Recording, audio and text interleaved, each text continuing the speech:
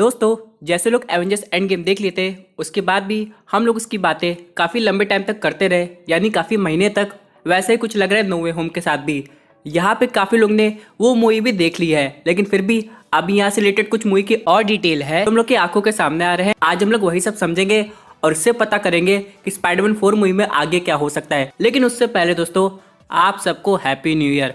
आप सब लोग सही में यार ऑसम है। और हाँ दोस्तों एक चीज़ और, thank you for being a part of our YouTube journey. आप लोग भी काफ़ी कुछ बताते हैं अपनी तरफ से। और हाँ मैंने एक चीज़ और नोटिस की है कि अपडेट से ज़्यादा आप लोग को फैन थ्योरी काफ़ी पसंद आती है स्टोरी वाइज, तो उस टाइप की वीडियो भी आगे आप लोग को देखने को मिलेंगे। और एंड में मैं बस इतना कहना चाहता हूँ कि हम लोग ने जो भी गोल्स बनाया है 2022 को लेके, चाहे हेल्थ वाइज चाहे वेल्थ वाइज या फिर दोनों, वो सब हम लोग अचीव कर ले और खुश रहे। तो चलिए दोस्तों आज के वीडियो शुरू करते हैं।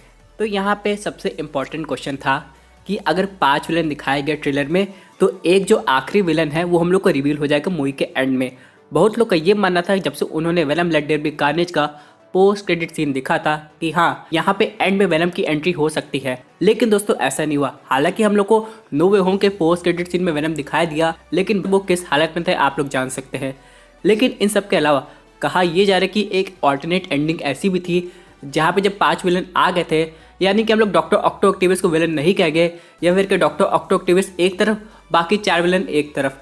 उसके बाद दोस्तों यहाँ पे वेनम की भी एंट्री होने वाली थी, लेकिन वो पीटर पार्कर के अगेंस्ट था, यानी कि वो भी उस पर अटैक करने जा रहा था। लेकिन बाद में डायरेक्टर्स को लगा कि ये मूवी में बाकी तीनों स्पाइडरमैन पे ध्यान देना चाहिए, उनके बीच में अच्छी बॉन्डिंग बनानी चाहिए, इसलिए वेनम को उन्होंने इंक्लूड नहीं किया। हालांकि यहाँ पे वेनम का जो अपीयरेंस है वो मूवी के स्टार्टिंग में होने वाला था, जैसे डॉक्टर ऑक्टो ऑक्टेवियस किए थे, यानी कि वो पीटर पार्कर को अपना एनिमी समझता। लेकिन जब बाद में उसे पता चलता और डिटेल में पीटर पार्कर के बारे में, तब वो अच्छा हो जाता। हालांकि ये सब नहीं दिखाया गया, लेकिन चलिए कोई बात नहीं, आगे हम लोग को बहुत कुछ देखने को मिलेगा।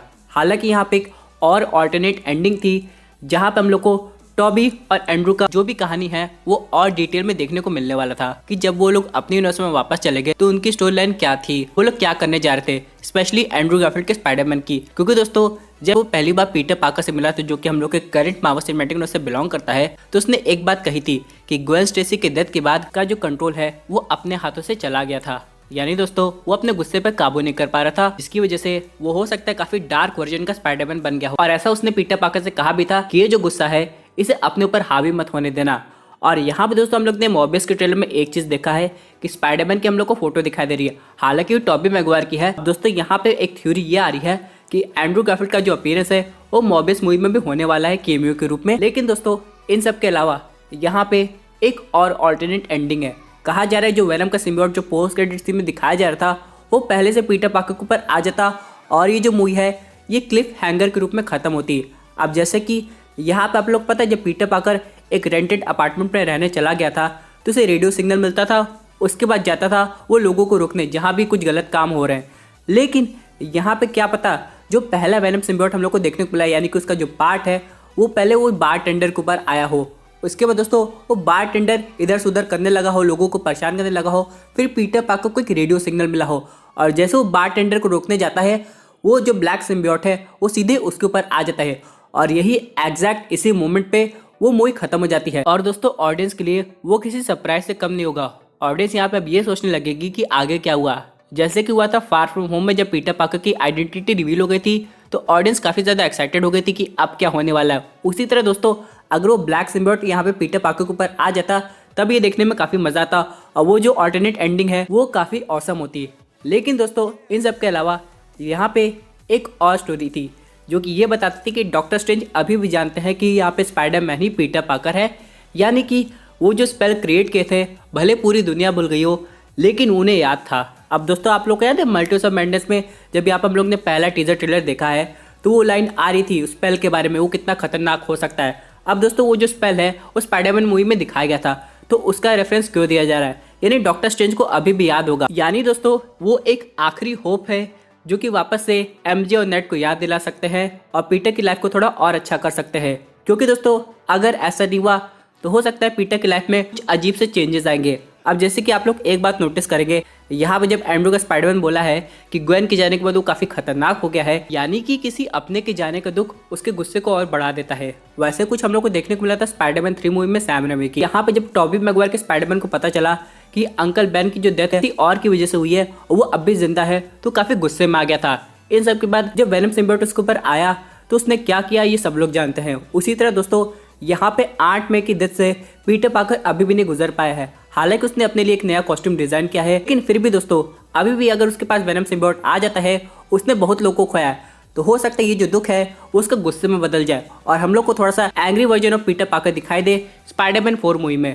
क्योंकि दोस्तों ऐसे लोग हम लोग को आगे जाके देखने को मिल सकता है। लेकिन हालांकि ये मूवी एक ट्रिलॉजी का एंड था, इसलिए यहाँ पे क्लिफ हैंगर नहीं देना चाहिए था, और जैसा हुआ वो अच्छा हुआ। यानी कि दोस्तों यहाँ पे एक ऐसी एंडिंग दिखाई गई कि पीटर पार्कर को अपनी जिंदगी की एकदम नई तरीके से शुरुआत करनी पड़ेगी, और वैसे कुछ हुआ।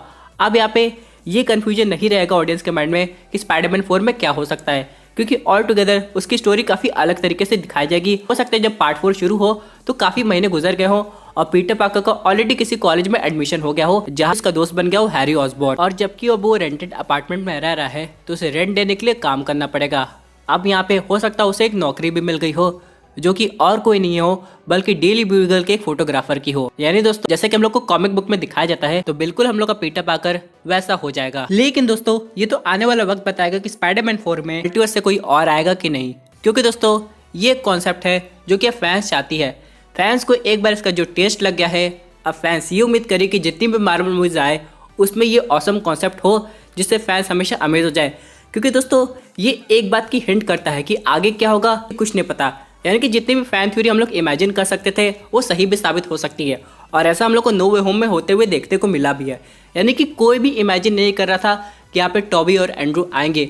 एंड पॉइंट तक जब तक वो लोग हॉल में बैठे थे तब भी उन लोग का दिल नहीं मान रहा था, लेकिन जब ऐसा हो गया तो फैंस की खुशी का कोई ठिकाने नहीं रहा। अब यहाँ पे एक जो बेंचमार्क क्रिएट हुआ है, अब इससे भी बेटर फैंस कुछ चाहती है। क्या पता स्पाइडरमैन 4 में टोनी स्टार्क वापस आ जाए या कुछ ऐसा हो जाए जिससे यहाँ पे पीटर पार्कर को और कुछ नया पता चले, यानी कि वो ऐसा गैजेट बना ले जिससे वो मल्टीवर्स में खुद ट्रैवल कर सकता है, जैसे कि ग्वेन स्टेसी की थी स्पाइडरमैन अक्रॉस स्पाइडरवर्स में। रही बात बाकी टेक्नोलॉजीज की, क्या पीटर पार्कर आगे जाकर टोनी स्टार्क की टेक्नोलॉजी यूज करेगा, तो हाँ अगर वो हैप्पी हॉगन के कॉन्टैक्ट में रहता है तो शायद हैप्पी हॉगन उसे कुछ टेक्नोलॉजी दे दे जिससे वो और ज़्यादा एडवांस स्पाइडरमैन बन जाए।